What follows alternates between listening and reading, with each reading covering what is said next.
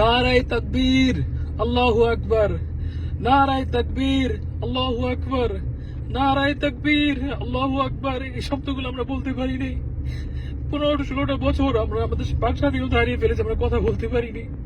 কোনো আলেম তার কোরআনের কথা বলতে পারে নাই, তাফসীর করতে পারে নাই, অন্যায় প্রতিবাদ করতে পারে নাই। আজ আমরা মুক্ত।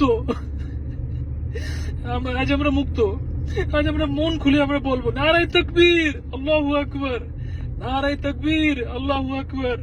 এদেশের মানুষ এই দিনটার জন্য অপেক্ষা ছিল। আমরা প্রবাসী রয়েছি, আমরা একটা সেকেন্ড শান্তিতে থাকতে পারিনি। আমরা সারাদিন 24 ঘন্টা মোবাইলের মধ্যে তাকায় রয়েছে। আমার ফ্যামিলি, আমার ওয়াইফ, আমার মা, আমি কাউর সময় দিতে পারি না আমার দেশ আর হওয়ার আগে।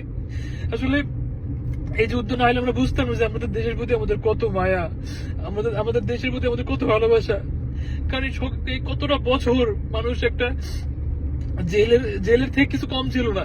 বাক স্বাধীনতা নেই, কথা বলার পারমিশন নেই, ইসলামের কথা বলা যাবে না, এই বলা যাবে না, ওই বলা যাবে না, কিছু বললে উঠাই নিয়ে যাবে।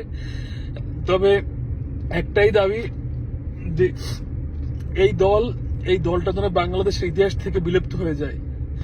যারা আমাদের স্বাধীন দেশে আমাদেরকে শোষণ করেছে, এদেশের এই জাতি আর এই দলের নাম কোনোদিন শুনবে না ইনশাআল্লাহ। কারণ এই একটাই আমাদের দাবি। নারায়ে তাকবীর, আল্লাহু আকবার, ইনকিলাব জিন্দাবাদ।